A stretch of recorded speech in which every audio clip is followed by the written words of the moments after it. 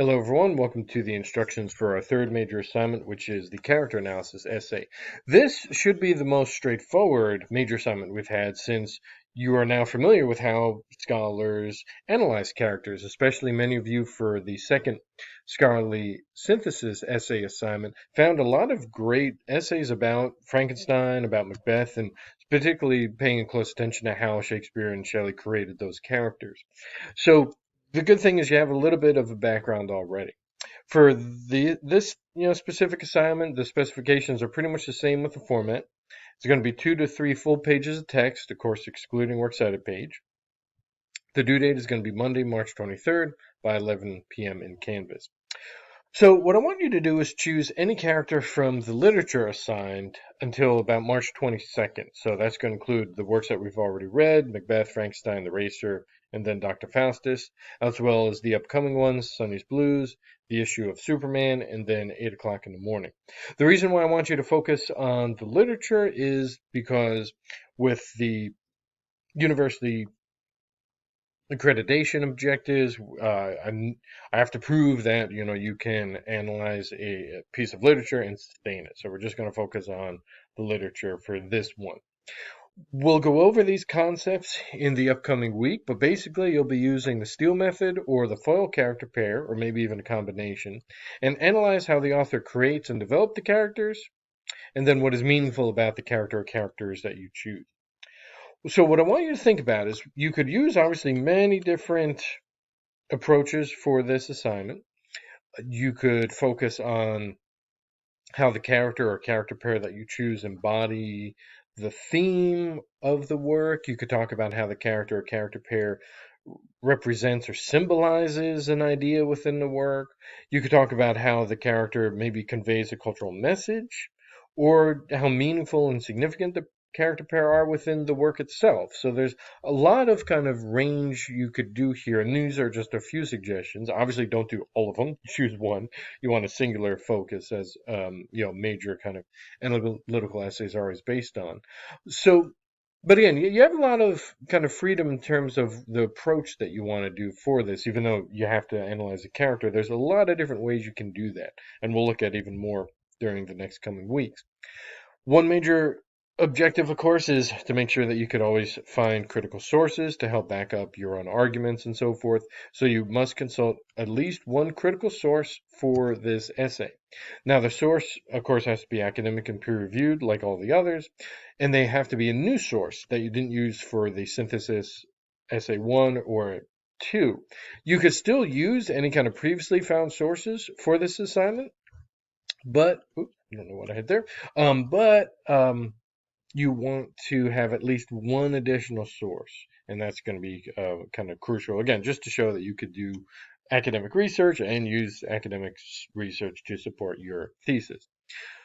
Now, this is an essay itself, and this is completely your own argumentation, so you're not analyzing anyone else's. You're using sources to back your interpretations up, but this is solely guided by you. So what am I expecting? I'm expecting a clear thesis.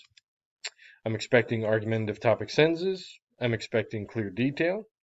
And I'm expecting, no matter what approach you do, there should be some sort of overarching idea of how the character or character pair is meaningful and significant.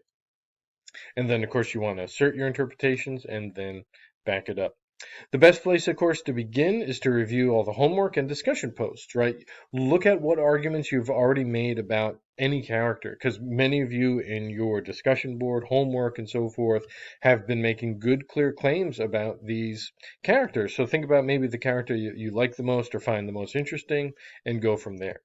Now, a couple of ideas to think about too. Don't summarize. This is not a summary of the character. You don't need to overly describe the character. You want to consider that the audience has read the work, been exposed to key literary terms, so you don't need to define them. You don't need to define, for example, once we go into Steele method or FOIL character, you don't need to define those terms at all. You simply want to interpret and argue and analyze the meaning of the character. You also don't need to judge. I noticed a few of you, even in the previous major assignment, you started judging if an author was having a good point or bad point and so forth. So again, we don't need to judge at all, just stay objective. there's going to be a significant change to the grading scale since you are composing an essay yourself based on your own interpretations. So what am I looking for? A title that reflects your thesis and focus, and that's 0 to 5 points.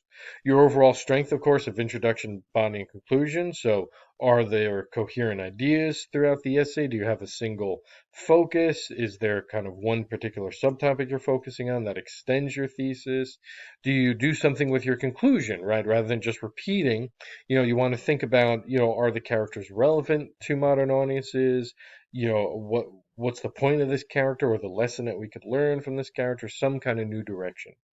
5 points, clear thesis, right? There should be some sort of thesis somewhere in that first paragraph or second paragraph. Obviously, focus two. Are you staying on one topic? Are you staying on one kind of idea? And are you always echoing the thesis? An important aspect, of course, to academic essays is there a specific topic sentence argument? Are you using the Tolman model? Do you have specific kind of structure with how you continue your argumentation throughout each supporting paragraph? Important aspects with flow and order. Does the order make sense? Are your ideas connecting from paragraph to paragraph, from sentence to sentence, and so forth? A thing I've noticed with a lot of your writing sometimes in this class is there's a lot of list-like structure, so be careful you're not just listing things about the character. Make sure you have a good, clear argument. Detail is still important. Again, you don't want to over-summarize, but you still want to provide good textual evidence and good support from your outside source. Grammar is always important. Strength of source, again, do you have a good source from an academic journal? And then format, of course, always matters, and all that adds up to 100. Obviously, if you have questions about this assignment, post them to the forum, email me any drafts or ideas you have. If not, just best of luck with this assignment and take care.